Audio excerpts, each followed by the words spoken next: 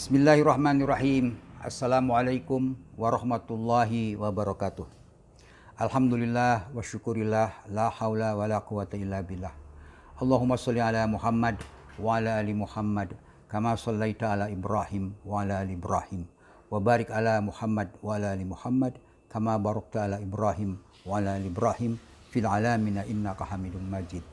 Rabbi shrah li sadri wa yassir li amri wahlul 'uqdatam min lisani yafqahu qawli.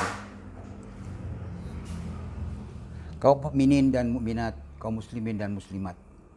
Kita kembali kepada program belajar Al-Qur'an dari Al-Qur'an. Hari ini sudah masuk ke periode keempat tentang takwa, dari apa yang disebut takwa dari Al-Qur'an. Hari ini kita akan membahas surat Al-Qaf ayat 31, 32 dan 33. Mari kita mulai saja, saya bacakan suratnya. A'udzubillahi minasyaitonirrajim. Bismillahirrahmanirrahim. Wa uzlifatul jannatu lil muttaqina ghairu ba'id. Hadza ma tu'aduna likulli awwabin hafid. Man khasyya rahmana bil ghaibi wa ja'a biqulbin munib. Kita terjemahkan dalam bahasa yang umum. Dan didekatkan surga itu kepada orang-orang yang bertakwa pada tempat yang tidak jauh. Inilah yang dijanjikan kepadamu, kepada setiap hamba yang selalu kembali dan memelihara, yaitu orang-orang yang takut kepada Tuhan yang Maha Pemurah, sedang Dia tidak kelihatan dan Dia datang dengan hati yang bertobat. Mari kita bahas apa arti daripada ini semua. Yang pertama, bahwa orang bertakwa itu akan ditempatkan di surga, di tempat yang tidak jauh. Artinya semua didekatkan kepada orang bertakwa. Di keperluan apa saja dia dekatkan. Tapi itu adalah cerita orang bertakwa. Yang kita akan pelajari sekarang itu adalah siapakah mereka itu? Siapakah yang bertakwa itu? Yang pertama adalah setiap hamba yang selalu kembali. Nah, kembali dari mana? Kembali dari orang-orang yang berbuat dosa, orang-orang yang berbuat fahisyah, orang-orang yang menganiaya diri sendiri, orang-orang yang dalam jalan bengkok, orang-orang yang jalan kesesatan, kembali ke jalan yang benar, kembali kepada jalan Allah. Ini seperti kita telah bahas di ayat sebelumnya, orang-orang yang berbuat zalim pada diri sendiri, orang-orang yang berbuat fahisyah. Mereka itu kembali. Nah, ini sama dengan ini, kembali.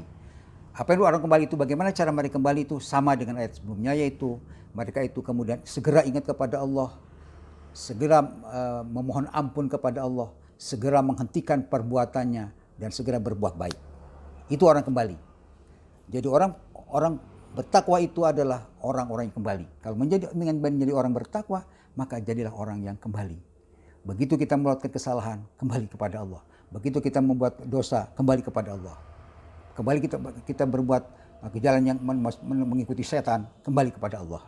Itu adalah orang kembali. Yang kedua adalah orang memelihara. Memelihara terhadap apa? Kita sudah belajar tentang orang bertakwa itu adalah mereka itu harus memenuhi janji. Itu peliharalah janji, peliharalah kesabaran, peliharalah sholat, peliharalah ketaatan, peliharalah berbuat baik. Kita selalu memelihara apa yang harus kita lakukan sebagai orang bertakwa. Itu adalah bagaimana kita memelihara. Itu adalah yang kedua.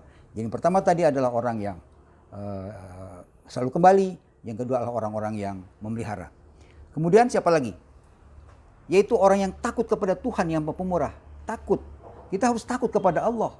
Takut kepada Allah. Takut pada apa? Takut kepada azabnya. Takut tidak diberi petunjuk.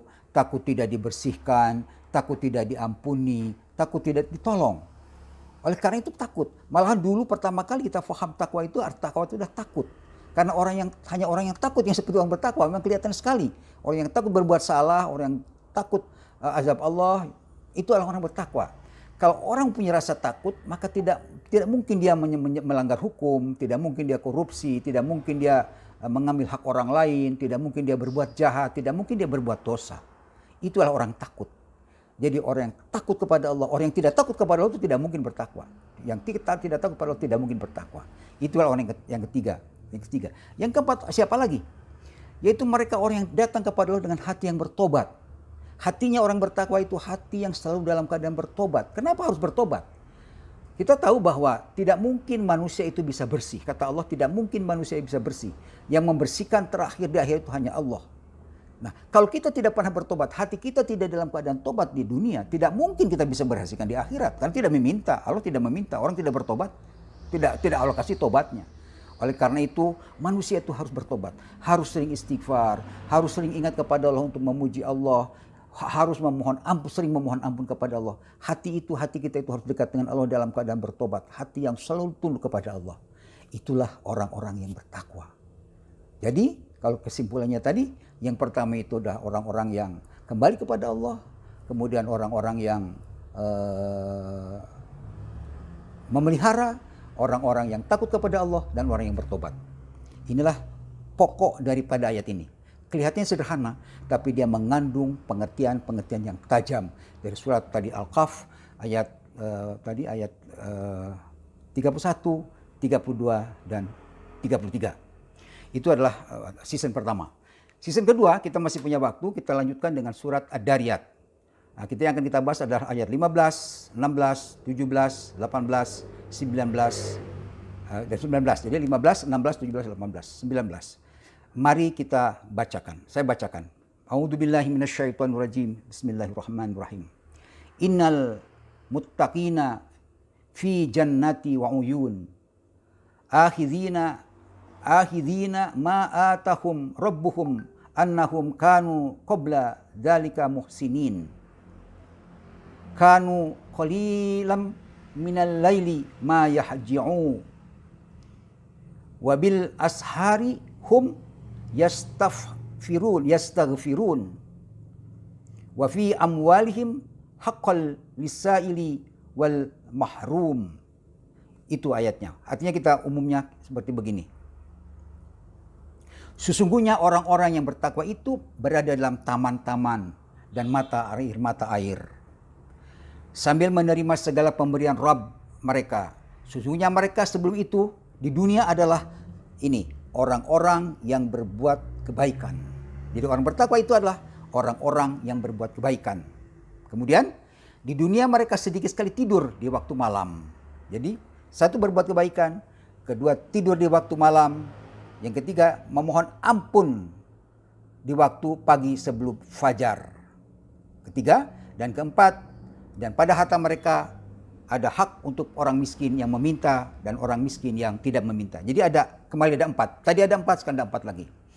Yang pertama itu adalah orang-orang yang selalu berbuat kebaikan. Kebaikan tidak akan kita bahas karena sudah dibahas sebelumnya. Jadi seperti yang sudah kita dalam ayat-ayat sebelumnya. Kemudian orang-orang siapa? Orang-orang yang sedikit tidur di waktu malam. Nah, ini sedikit tidur di waktu malam. Orang takwa itu malamnya tidurnya di waktu malam sedikit.